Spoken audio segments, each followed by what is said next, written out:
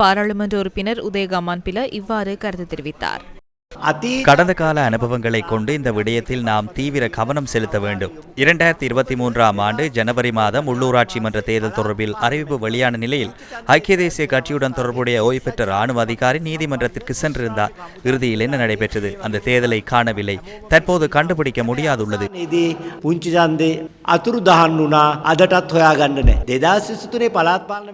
உள்ளூராட்சி மன்ற தேர்தல் விடயத்தில் தலையிட மாட்டோம் என 2023ஆம் ஆண்டு கூறியிருந்தனர். நீதிமன்றத்தின் எந்த தீர்மானத்திற்கும் தலை வணங்குவோம் என்றார்கள்.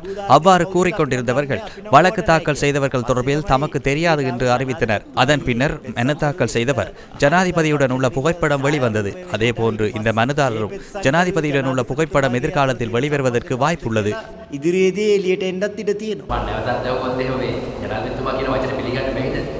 ஜனாதிபதி சொல்வதனை செய்வதில்லை. அப்படியாயின் அவர் சொல்வதை எவ்வாறு ஏற்றுக்கொள்வது?